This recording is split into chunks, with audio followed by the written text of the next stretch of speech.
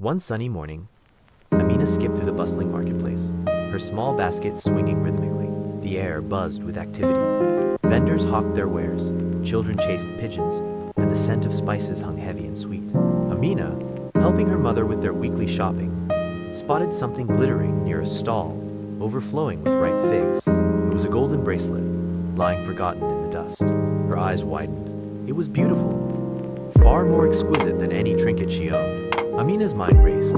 She could buy so many sweets with it, or perhaps even the bright red kite she'd longed for since the spring festival. The temptation was strong, a delicious, forbidden fruit. She slipped the bracelet into her pocket, her heart pounding a mixture of excitement and a nagging guilt. The guilt felt like a small, persistent bird fluttering against her ribs. That evening, as Amina sat with her grandmother, learning verses from the Quran, she couldn't conceal her unease. Her grandmother, a woman whose wisdom was as warm as her smile, noticed the fidgeting, the troubled look in her granddaughter's eyes.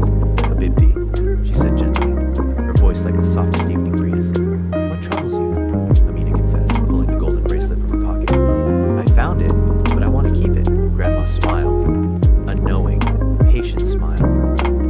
"Remember what the Prophet Muhammad said, honesty leads to paradise. Allah rewards us when we choose right over easy." She opened the well-worn Quran, her fingers tracing the familiar script. She read aloud from Surah Al-Baqarah, verse 267. "O you who believe, give of the good things you earn, and do not choose the bad to give away." Amina listened intently, her earlier excitement slowly fading. "But what if no one claims it?"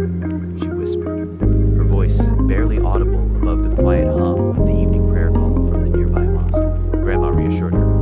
"Then we'll ask Imam Yusuf to help find the owner. Trust in Allah's plan. Sometimes the greatest rewards come not from what we keep, but from what we give back." Amina, feeling a profound shift within, nodded. The guilt that had been a fluttering bird now settled like a quiet peace in her heart. The next morning, Amina, hand in hand with her grandmother, returned the bracelet to Imam Yusuf. The relief she felt was far sweeter than any candy or kite could ever be. She learned that day that true happiness wasn't found in glittering gold, but in the quiet satisfaction of an honest heart and the unwavering trust in Allah.